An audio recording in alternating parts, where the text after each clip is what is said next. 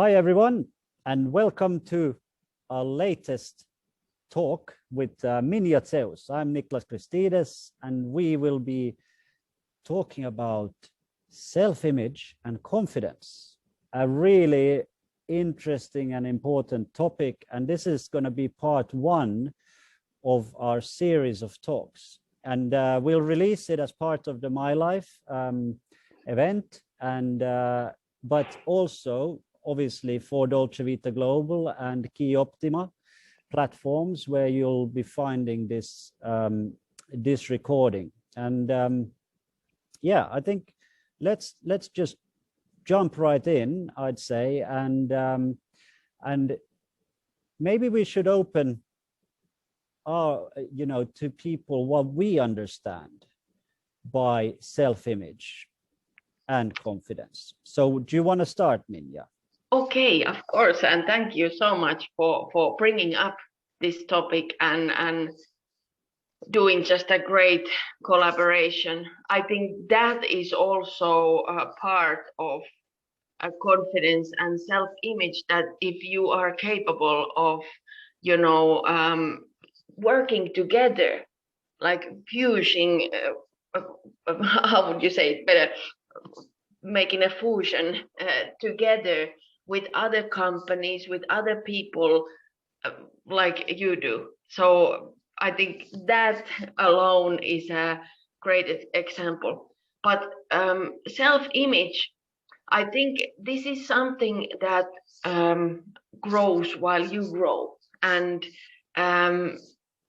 of course, your inner personality affects, but also how others are treating you.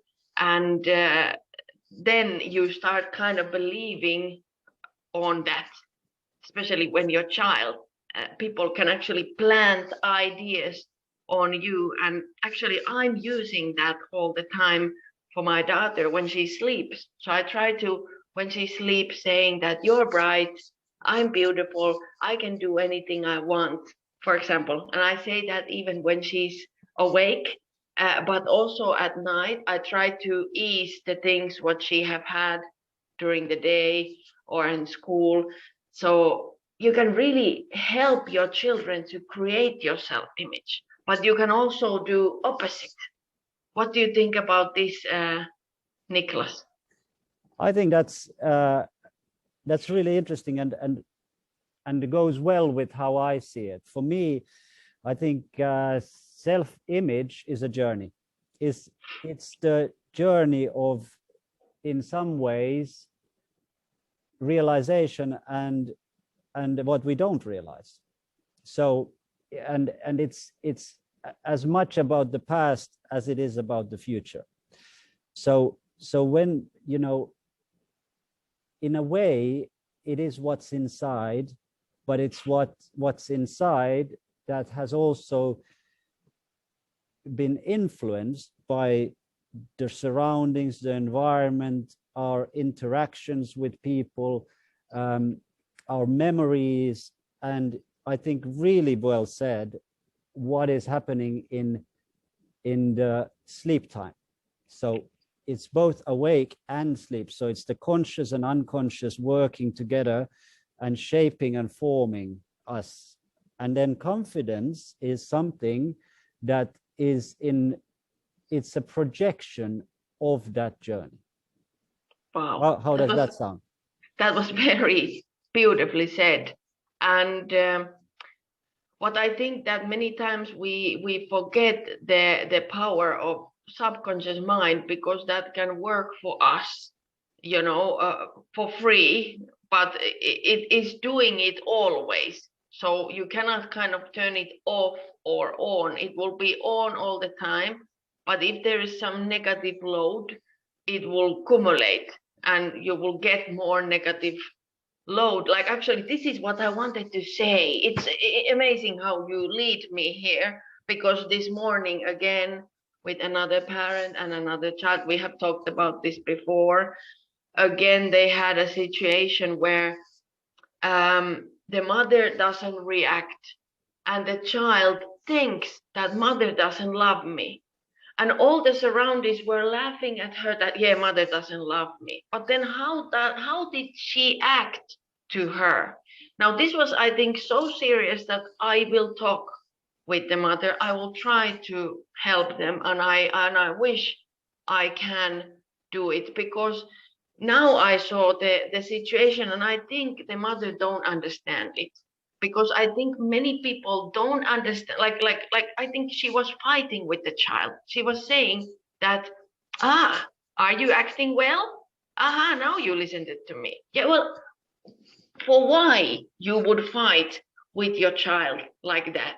Why would you want to make her feel bad and make her cry to the school and think that my mother doesn't love me? Because this one is like a record which will play on and on. My mother doesn't love me. My mother doesn't love me. And anything what she did, they said, no, don't do that. No, she couldn't do anything. There was nothing left to do. So, you know, this is things what people do when they don't understand. So I think the more, if we would understand how our actions as a parent or friend or a co-worker or whoever will affect on the other person, actually we have a great power to try to even make them feel better. Like what I tried to do immediately today is I started to do in Ho'oponopono. You know what it is, right? No, just You don't. enlighten us, please. Wow, because I just love to talk about this. Ho'oponopono is a way of like seeing the world. It's kind of a praying, but it's the idea that everything what comes to me, even this happening, I'm responsible of cleaning it in my mind, because it started worrying me. It started feeling me bad. I almost take the child like this and hug her, but I think it was also very wrong. But I don't, it was difficult situation, but I will work with it. And I know this is something important for me and for them and for everybody. But in Ho'oponopono, like, because I do the therapy, I always thought I am helping them to heal. But in Ho'oponopono way of thinking, therapist has lots of problems because people are bringing her or him problems. So it doesn't mean that I'm responsible of what happened to them, but I'm responsible of clearing it in my mind. And because we are all connected, all human collective is connected to me. So when I start cleaning it in my mind with these 4 words, it's called, I'm sorry, I forgive you, thank you, I love you. And these are the 3 magical words that you're using so much that this thought goes away. For example, if you have a fight with somebody, you start asking sorry from yourself that this happening happened. Later on, you will notice that this person comes and apologize you what they did. So instead of you start fighting against them, you don't do it. You start doing internal work. And it works even in situations that you don't have no control. Like if there's people are cutting woods, somebody's hurting somebody, you see it in the TV, you take the responsibility and start cleaning it. It really eases you. Wow, you never heard this really? No, well, it sounds, I probably heard it, but I've not really encountered it much. But it's a very wise saying, clearly, because it also takes us back to the raw life force kind of thing, which is that what are the forces that are pure and what are the forces that create negativity and bring forward darkness rather than light, I guess. So it makes a lot of sense. And what's actually really good about this one is that it's simple. It actually explains it in very simple terms. A lot of people try to engineer everything. Like, the problem with the engineers is that they're over-engineer things. So if we keep things simple, we have a better chance of succeeding. So, if you always choose the goggles that are really really like make everything difficult, then you know your flow is never a flow. It's a wave. It's like a storm. It's all over the place because it's too difficult. It's too, you don't even understand yourself, and you're not organized. And when you're not organized, you cannot create anything that is stable in this world. So it's a lot of, and when, I guess that's where we can kind of bring a link to when people talk about energy and what does it mean, and you know, it's about that flow. Is that flow stable, or is it all over the place? And for most people, it is all over the place, and which is why they have, you know, this problem of facing the world and themselves in the world. So again, self-image. Who am I in this world, to everybody, to myself, you know? So it's kind of this. And if it's this storm, well, how do you think that you would feel okay? You're not going to do it, you know? So it is about energy, and it is about simple things that we can do that in the long run, even in the short run, but more in the long run, actually take us towards a stable flow. Exactly.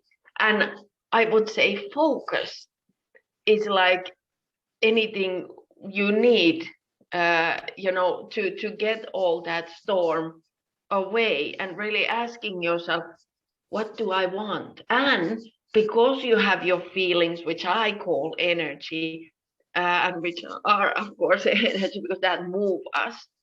So by your energy, by your feeling, you know, are you in the right place? So if something makes you feel bad, you're not in the right place. You cannot go from bad feeling to happiness. You need to first release it. But in my opinion, for that is also important for the self-image and self-confidence, that I have a right to feel. And this is what I think, like almost all of the society, I do come in front of these people who say to their children that please cry, because there was now one woman who I talked on telephone, and she told to me that his son has separated from his wife, and the boy is 7 years old, and they have said to the 7-year-old boy, no, you are a big man, you don't cry. She was like, oh my God, of course you can cry. You're a small boy. And even if we are adult, I have cried with my father many times. Many times. Adults cry. Everyone cries. So she said that this boy was hitting in a hammer in the finger, and saying that he was swallowing the cry like that. The grandmother said, please cry, it hurts, you can cry. And then he started crying. I said, oh my God, so wonderful people. Where are all these wonderful people who can let their children, let themselves have a right to feel? You know, if you're in a place that you cannot feel, which I don't think is anywhere. Even many people say to me, I don't know, have you heard about this? But many people say to me, if I cry on an interview or somewhere in video, say, I think that is a showing of your weakness. That's not very professional. I think you should not do it. What do you think about that? Exactly. I think, you know, going back to the crying, when there is, you know, when people want to understand how the hidden world works, the one that we cannot see, the one that that is all about the vibration and the energy. I think it was really interesting when I realized, you know, how it works and what it means, is that it's the vibration. When you, for me, it's when you feel cold, like when you feel cold, I get messages. It's how I interact with it. And it's really interesting, the aspect of this crying, or actually, shall we call it sensitivity. So when sensitivity comes to us, when we feel something is right, it starts to vibrate. It starts to vibrate that this is right. And many times the one that's very strong for me is music. So when I hear music that I like, it's a sort of sadness, but a positive. So, you know, you can start crying, or you watch a movie that has a strong message, and which, you know, means that something up here also and in our hearts and everywhere is interlinking, is actually saying, yes, this is useful for me, this is part of my journey, I like this, and so on. And most of the time there is a type of sensitivity, which is this kind of sadness. So you could start crying, or even if you don't, it is that it's flourishing inside. So that sensitivity is purity. And that's why people who try to, you know, be strong for the wrong reasons actually are suppressing things. And this is why they cannot reach any vibration, because they are suppressing. And all the you parents who are doing this, you know, who are, you know, you're telling, there's nothing wrong with trying to make people strong, but it's, and helping them face up to life and the challenges, because I think it's not all about just being soft. That doesn't work either. We have to have edge to us. You know, we have to see all the parts, but it's how we do it. And just by putting people into uncomfortable zones, because you're older and wiser than the other one you think, and you can, through this means, you can try push somebody into a corner, you don't help them, because the whole point is you have to be connected with the whole teaching. You know, you have to be part of that whole journey, not just like, oh, now I'm having this idea, I read that book, I'm just going to go and do that. You are doing damage that is massive, damage that could be damage for people for all of their lives from that one action. Imagine, and yeah. this is something that I hold people in governments, in companies, in everything. You're responsible, because you are creating this. You are creating these moments all the time. You are putting your staff into situations where they can't face. Because why? Because your own idea is flawed. So it's all about trying to figure out the bigger meaning of things. But if we start listening intuitively to what's going on, to that vibration will also tell you, don't do this. Do not go and push that person into the corner, because you are destroying part of yourself, and with it, you are destroying the other one and hundreds of other people who they destroy. Exactly. That is beautiful. I don't remember the tribe, but I saw this. This is a quick LinkedIn video. It was a tribe in Africa.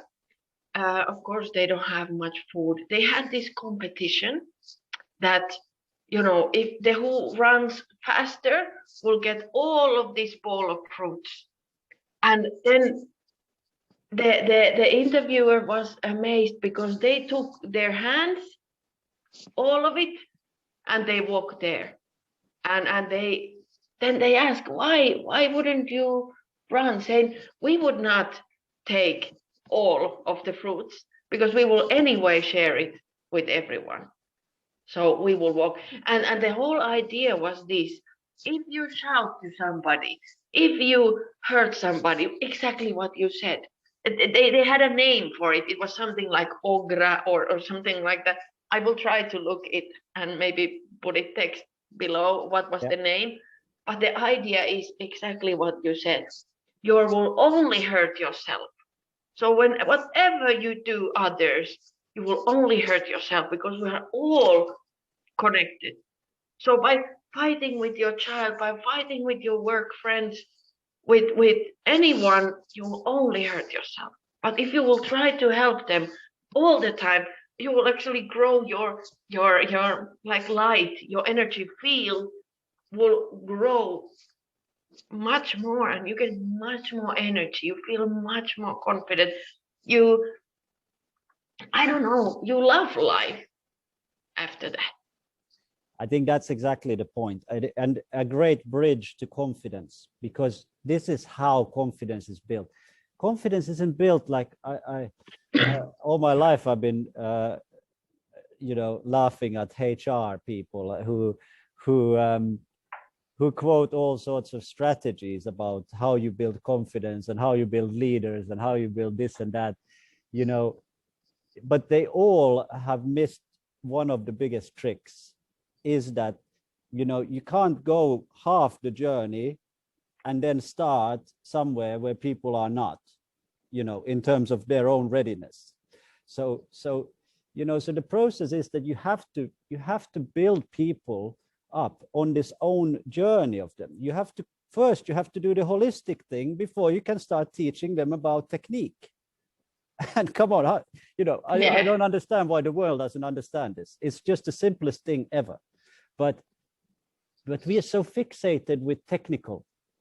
We think technical is valuable and useful and all that, but it's not. It is absolutely not. It is not the key to anything. And success and confidence also have a connection. When you start to listen to that flow, things happen to you, but they happen in a different spectrum, in a different kind of way, which is not orchestrated by your fixations, but it's orchestrated by what you are here for. And that will give you purpose, and again, from a healthy perspective, build more confidence. Exactly, and that's the journey. And I think what you said there was very interesting, again, about parenting. We think, no, we cannot let children control us. So that's why I need to put them in their place. Oh, no, it's not listening to me. I need to be harder. But the idea is they are our teachers of love.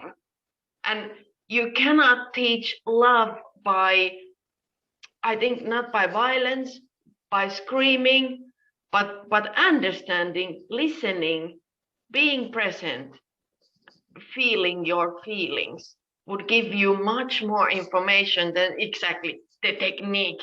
The parent has to be bigger. The parents needs to, of course, teach children, that is for sure. But by fear and you won't teach nothing. You won't teach nothing. You only break heart. When the heart is broken, this was a good bridge for this, because we were talking about this subject, and we have so many subjects, and every conversation with you, Niklas, is clearing me and my way also. It's so great to talk with somebody who is in the same vibration, because it's so difficult to talk with others but it's necessary too, because it's their journey, it's my journey. Is again, not everybody can understand the same things. Now I lost it. Yes, the thing is, when our hearts are broken, depending on which age we are, if we were baby 0 to 3 years old and our hearts go broken, something traumatic happens, we have to be alone with it. This can cause such a damage that we don't have core you. You don't know really who you are because you're broken. And they call this stage as a schizophrenic stage.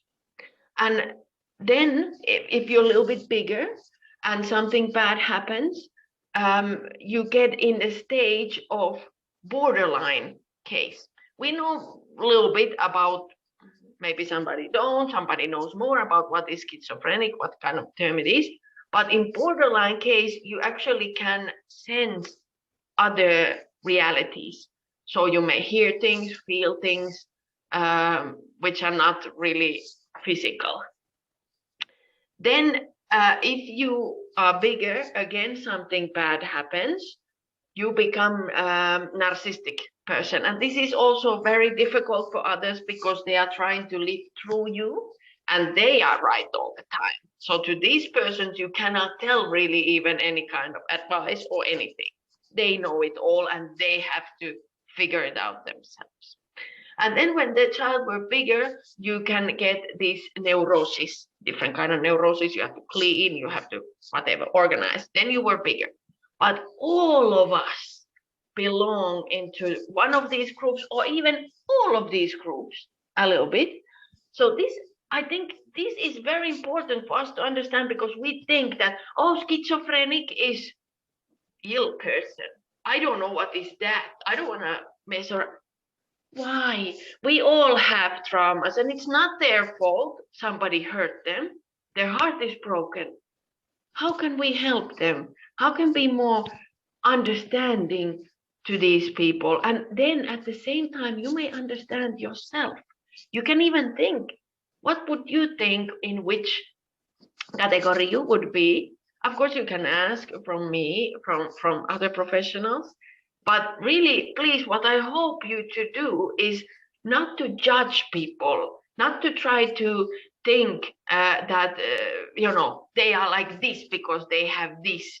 You don't know them. Even by talking a little bit, you don't know them. It's difficult to tell all what you have in here or here in a small time, especially if people don't want to feel you. They put like a bridge, and well, how you know them? What do you think about, Niklas?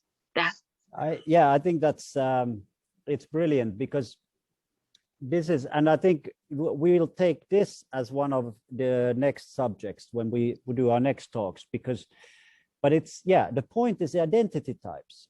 So, and because we are so fixated to our selfish thoughts, and there's nothing wrong with a positive and good outlook on self, but when it becomes something that is fixated just on you and forgetting all of the rest, which unfortunately I think many of you probably could actually would realize if you looked truly past the mirror, then that it explains one of the problems. But the identity types that we have, they are different, and I think we've been for a long time trying to put everybody under one same umbrella, trying to make us standardized and trying to make us this and that. And that's one of the major mistakes in society and the modeling of society, is that there is, first of all, there is a uniqueness to absolutely everyone. So that already tells this whole thing apart. And when we talk about why society doesn't work, well, actually this is why, because we've done it the wrong way.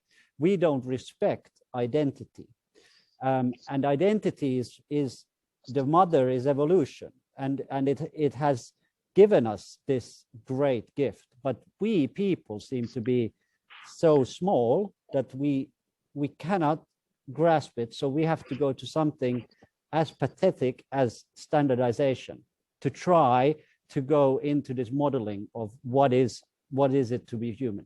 It's not our place. We should be focusing on that flow and on the vibration and creating good things, rather than trying to put every identity type into one basket and mash them together into something that is impossible to create. So it's in this that is the big key about how we can actually progress. And through fixing our attitudes, we can fix the world. But first, we have to take responsibility of the fact that it is the past generations that is doing the damage, unfortunately. And it is also the new ones.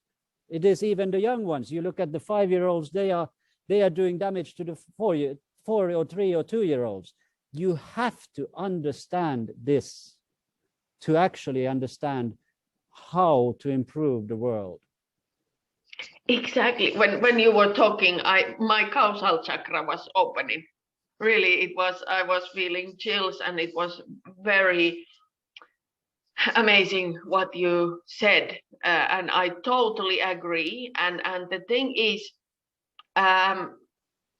that's and many people, actually not many, but one person who I hope to get in an interview on our live event. I don't know if we can get him, but he said that eco villages would not work. Well, I think it would not work in this way. If people are this way, it would not work. But if we really start listening to ourselves, we start understanding what you plant, you will see it.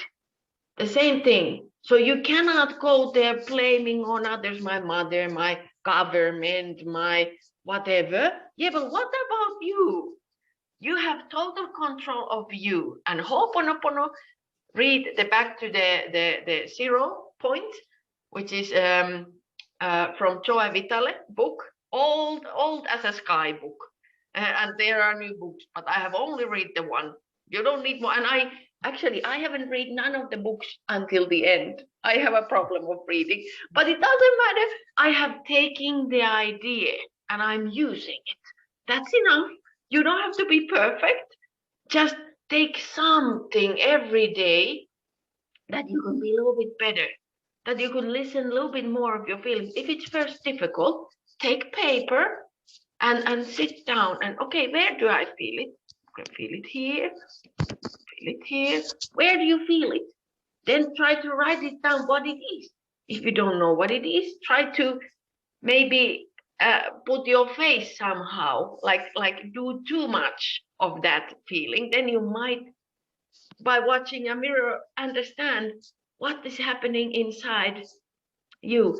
Hey, and for this, I want to quickly say, because it was beautiful. There was a teacher in LinkedIn video, and he said he was tired, very tired. He was walking the aisle like this, but when he stepped to the class, he did like this. And he went to the class so that he's smiling and happy and full of energy. He said, children need to see me and teacher happy, full energy. So I think that was so cool example that what effort can we do as a teacher or parent to our child to try to affect them well. And not only to children. I think, Minja, let's make that the message of this video, is that, you know, try to live and make the world that is meant for you. So listen to yourself and to what your intuition is telling you. Don't be afraid if you get some chills and things. Just embrace it and try to listen to that. And that's how you will grow. And when you do that, it'll be one of the first things, slowly, if you can just take an attitude of positivity and to think about this smiling and, you know, warmth, rather than to bring everybody into this lockdown world with your negative approach. You know, you're not helping anybody. And that's the point. It's like, you know, that's waste of space. If you are that person, you are waste of space. Very simple. And, you know, nobody wants that. So, yeah, it's hard to hear this. And I know many of you are depressed and you have all sorts of problems. Well, you know, that's life. So grow up and take control, you know, change it. Don't be a loser and stay like that. It's very simple. Exactly. And I think that's the whole key of feeling your feelings, because there is a danger, what you say, and what the teacher did also. There is a danger of you not dealing with your emotions. So first, like, what emotions do I have? Okay, I release it. And even if it's anger, you can do boxing. Even if it's crying, you cry. Even if it's scary, you can start even shaking. You shake it off from your body. It's called TRE therapy. It's amazing technique. And now I kind of mimic it, but you can actually I can like start doing it like this. Normally you need to do some stretching and things like that, but I can put it on and off if I want. So this is what animals do. That's why they can survive on very stressful environment. It's all the time somebody tries to eat you. We don't have, luckily, that risk all the time. But if you are the world is very cruel in a way. So I think by loving yourself, accepting yourself as much that you have right to feel your feelings. If you cannot do it here, go to the toilet. Feel the feelings there. You can be calm there. Everybody can be calm there. Then you can come up and think about, well, where do I want to focus? What do I want to do? What do I want to do when I grow up? Or what do I want to do now? Okay, I want coffee, or okay, I don't drink coffee, I want tea, whatever. Then you take it step by step. Great, Minja. Okay, I think that's it for this one.